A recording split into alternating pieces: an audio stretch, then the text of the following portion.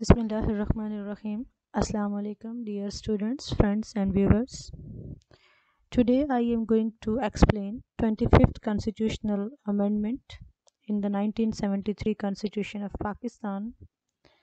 As you all know that the working Constitution of Pakistan is 1973 Constitution.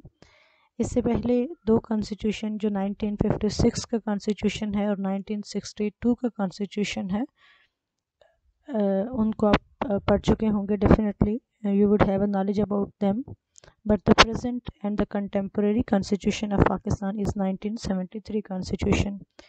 1973 constitution के अंदर 25th constitutional amendment क्या है, this we will learn in this video. On 31st May 2018, the President of Pakistan signed the Constitution Act 2018 और president के sign करने के साथ ही ये जो कॉन्स्टिट्यूशनल बिल था to change certain articles of constitution ये पास हो गया और इसने एक लॉ का स्टेटस इख्तियार कर लिया. सिंपली आप ये कह सकते हैं कि 31 मई 2018 को जो 25th कॉन्स्टिट्यूशनल अमेंडमेंट है दैट केम इनटू फोर्स. इस 25th कॉन्स्टिट्यूशनल अमेंडमेंट ने तकरीबन जो 8 आर्टिकल्स हैं 1973 कॉन्स्टिट्यूशन के उनको चेंज किया. किस तरह से चेंज किया? Number 1, it eliminates the special status of FATA. FATA क्या है? FATA is federally administered tribal area. जैसे कि इसका नाम ही बता रहा है कि ये एक ट्राइबल एरिया है जिसको 25th कॉन्स्टिट्यूशनल अमेंडमेंट से पहले जो फेडरल गवर्नमेंट है वो मैनेज करती थी, वो एडमिनिस्टर करती थी. फाटा की कोई अपनी गवर्नमेंट नहीं थी जिस तरह से बाकी 4 प्रोविंसेस की प्रोविंशियल गवर्नमेंट्स थी. इस तरह से फाटा की कोई अपनी गवर्नमेंट नहीं थी and Phata was under the direct control of federal government. ये जो स्टेटस था फाटा का 25th कॉन्स्टिट्यूशनल अमेंडमेंट ने इस स्टेटस को ख़त्म किया और फाटा को मर्ज कर दिया, फाटा को इंटीग्रेट कर दिया केपी प्रोविंस के साथ, जिसको इससे पहले NWFP के नाम से जाना जाता था, नॉर्थ वेस्ट फ्रंटियर प्रोविंस. और 2010 में थ्रू 18th कॉन्स्टिट्यूशनल अमेंडमेंट फाटा को NWFP को रीनेम किया गया और इसका नाम अब जो इसका मौजूदा नाम है, जो करंट नाम है, that is Khyber Pakhtunkhwa. In short you can say KP. तो वेरी फर्स्ट जो आर्टिकल चेंज किया 25th कॉन्स्टिट्यूशनल अमेंडमेंट ने दैट इज़ आर्टिकल 1 और फाटा का वर्ड ख़त्म कर दिया और जो फेडरल गवर्नमेंट का होल्ड था ट्राइबल एरियाज़ के ऊपर उसको ख़त्म हो गया और अब फाटा KP का एक पार्ट बन चुका है. इस वक्त खैबर पख्तूनख्वा की 7 डिवीजन्स हैं और फाटा के जो 7 एजेंसीज़ और 7 फ्रंटियर रीजन्स थे वो उन्हीं 7 डिवीजन्स के साथ उनको इंटीग्रेट कर दिया गया है, उनको मर्ज कर दिया गया है. सेकेंडली जो प्रोविंशियली एडमिनिस्ट्रेड ट्राइबल एरियाज़ थे पाटाज, उसमें से कुछ एरियाज़ जो थे वो बलूचिस्तान के साथ उनको इंटीग्रेट कर दिया गया और कुछ एरियाज़ को KP के साथ इंटीग्रेट कर दिया गया. इस वक्त पाकिस्तान के कॉन्स्टिट्यूशन में आपको फाटा या पाटा ये 2 वर्ड नहीं मिलेंगे. तो सेकंड जो इम्पेक्ट आया 25th कॉन्स्टिट्यूशनल अमेंडमेंट का वो आर्टिकल 246 पे था. And third, it eliminates the 12 seats reserve for Phata in the national assembly, जो कि लोअर हाउस है फेडरल पार्लियामेंट का, जिसको हम मजलिस शूरा कहते हैं. आप सबको पता है कि फाटा की नेशनल असेंबली के अंदर 12 सीट्स थी, तो उन 12 सीट्स को ख़त्म कर दिया गया और उसमें से जो 6 सीट्स थी वो KP को एलोकेट कर दी गई. खैबर पख्तूनख्वा की जनरल सीट्स को इंक्रीज़ कर दिया गया नेशनल असेंबली के अंदर. ये आर्टिकल 51 है. Fourth, it eliminates 8 seats reserve for फाटा.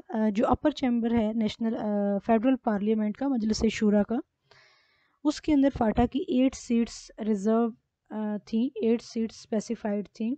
उन 8 सीट्स को भी फाटा की उन 8 सीट्स को भी ख़त्म कर दिया गया और इस तरह से जो अपर चैम्बर है उसका नंबर कम हो गया.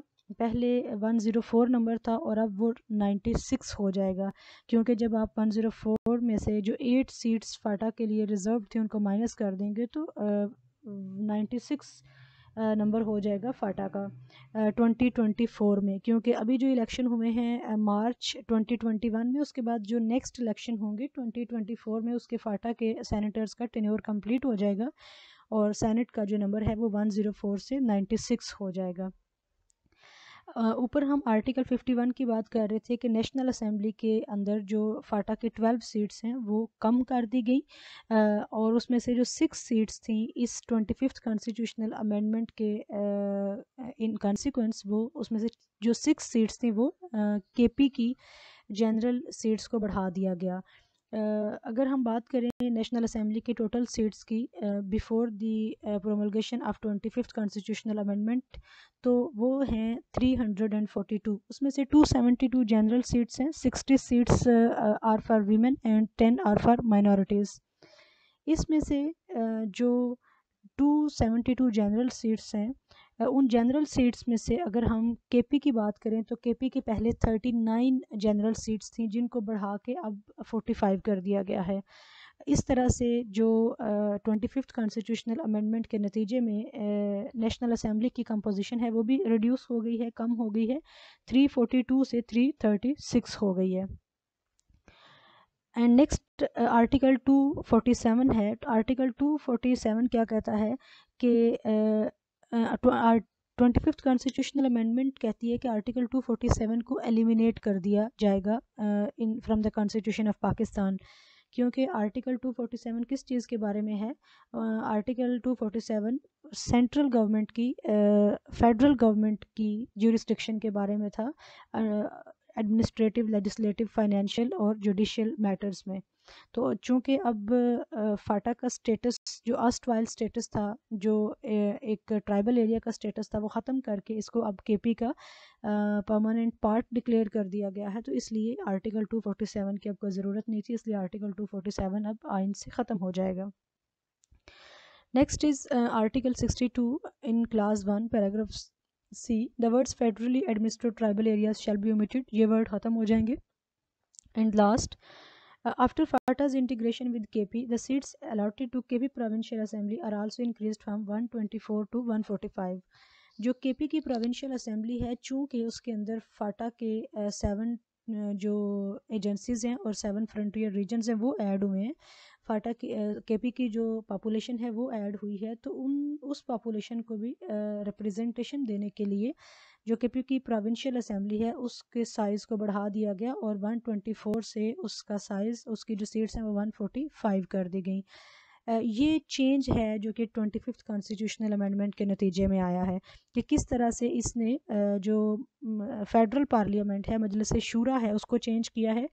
जो नेशनल असेंबली है उसकी सीट्स 342 से 336 पे आ जाएंगी, सेनेट की सीट्स 104 से 96 पे आ जाएंगी और जो केपी की प्रोविंशियल असेंबली है उसकी सीट्स बढ़ा दी जाएंगी फ्राम 124 टू 145।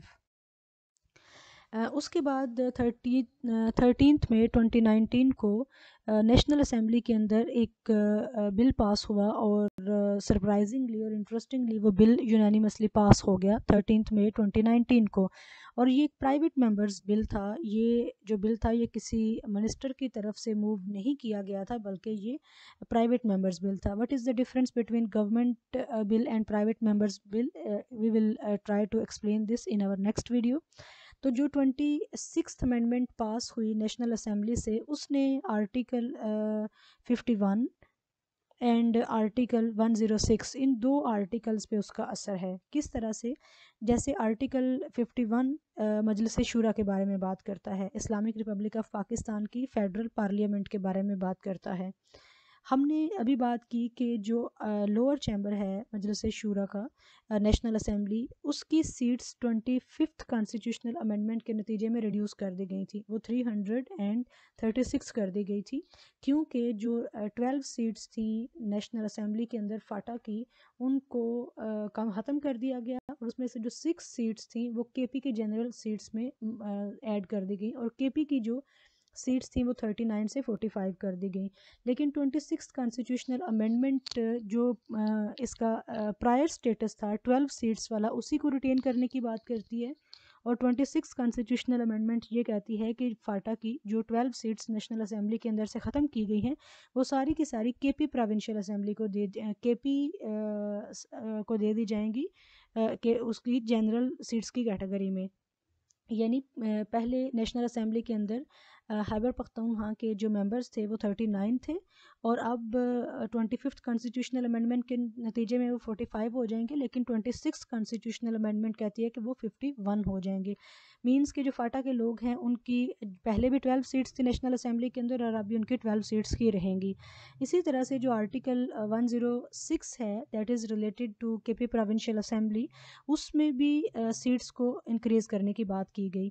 25th अमेंडमेंट ने केपी प्रोविंशियल असेंबली की सीट्स 124 से 145 की और 26 ने 145 से 155 की। तो जो 26 कॉन्स्टिट्यूशनल अमेंडमेंट है इसने प्राइमरीली दो जो आर्टिकल्स हैं 1973 कॉन्स्टिट्यूशन के उनको फर्दर चेंज करने की बात की है। तो that was all about 25th constitutional amendment and 26th constitutional amendment act. In case of any issue, in case of any query, please post your comments, ask your question. I will definitely answer your questions. Thank you so much for watching. Take care.